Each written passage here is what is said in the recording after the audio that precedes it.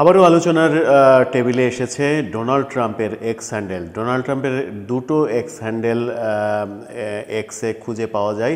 একটা Donald Trump নিজে চালান, আর একটা ডোনাল্ড ট্রাম্পের নির্বাচনের সময় তৈরি করা হয়েছিল, যেটার নাম ডোনাল্ড জে ট্রাম্প আপডেট। সেই নির্বাচনের সময়ই নির্বাচনী অফিসে এই এক্স হ্যান্ডেলটি ব্যবহার করা হতো বলেই জানা যায়। সেখান থেকে বিভিন্ন সময় বাংলাদেশকে নিয়েও বিভিন্ন পোস্ট আমরা দেখেছি।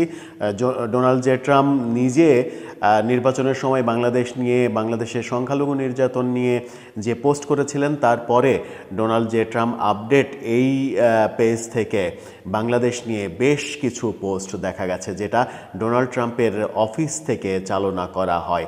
এবার সেখান থেকেই নতুন পোস্ট আমরা দেখলাম, যেখানে ডক্টর ইউনূস সরকারের বিরুদ্ধে পোস্ট আমরা দেখলাম। পরপর দুটো, গতকালকে এবং আজকে পরপর দুটো পোস্ট আমাদের চোখে পড়েছে।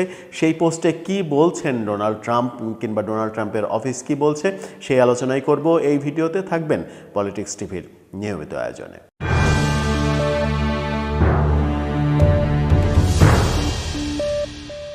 বলছিলাম ডোনাল্ড ট্রাম্পের এক্স হ্যান্ডেলের কথা। ডোনাল্ড ট্রাম্পের অফিসের এক্স হ্যান্ডেল থেকে বাংলাদেশ সম্পর্কে দুটো পোস্ট দেওয়া হয়েছে। গতকালকে যেটা দেওয়া হয়েছে সেটা সব থেকে গুরুত্বপূর্ণ। সেটা হচ্ছে, Dhaka has become the crime capital of Bangladesh in Yunus regime. Yunus সরকারের অধীনে ঢাকা ক্রাইমের সিটিতে পরিণত হয়েছে, এমনটা বলার চেষ্টা করা হয়েছে এই পোস্টে। এই পোস্টটা গতকালকে দেয়া হয়েছে। এই পোস্টে ডক্টর ইউনূস সরকার সম্পর্কে যে মন্তব্য করা হয়েছে, সেই মন্তব্য যদি ডোনাল্ড ট্রাম্প ব্যক্তিগতভাবে বিশ্বাস করেন, সেটা বাংলাদেশের জন্য এবং ডক্টর ইউনূস সরকারের জন্য খুবই মারাত্মক আকার ধারণ করতে পারে। এছাড়াও আরেকটা যে পোস্ট লক্ষ্য করা গেছে, সেটা হচ্ছে ভারতীয় বিভিন্ন পত্রিকায় খবর এসেছে যে বাংলাদেশ সরকার ভারতের কাছ থেকে চাল আমদানির জন্য একটা চিঠি দিয়েছে। 50,000 টন চাল আমদানির কথা বলেছে, এবং সেটা ডিসকাউন্ট প্রাইসে।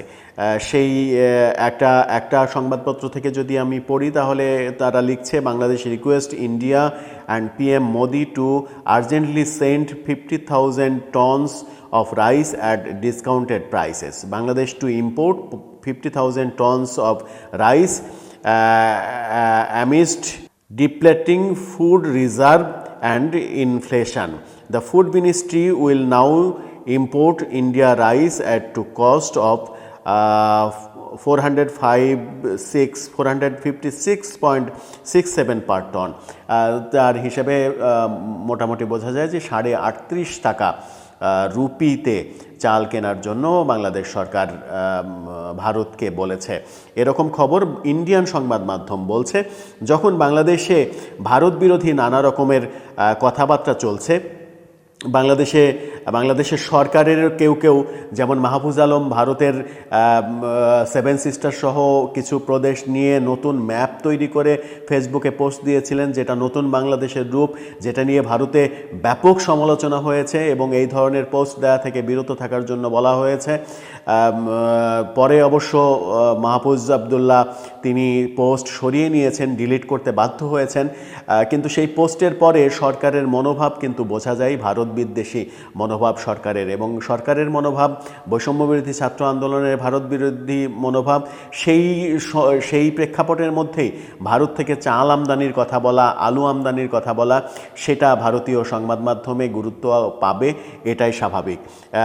চাল আমদানির এই খবরকে কেন্দ্র করে ডোনাল্ড জে ট্রাম্পের অফিস থেকে এক্স হ্যান্ডেলে আর একটা পোস্ট করা হয়েছে। সেখানে বলা হয়েছে, Bangladesh request India to send 50,000 tons of rice at discount prices.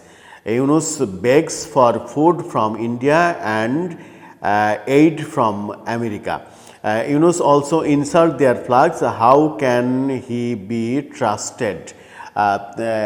তিনি এই এই বাক্যগুলো যদি মানে সত্য হয়, তাহলে ডোনাল্ড ট্রাম্পের অফিস থেকে বলা হচ্ছে ইউনূস একদিকে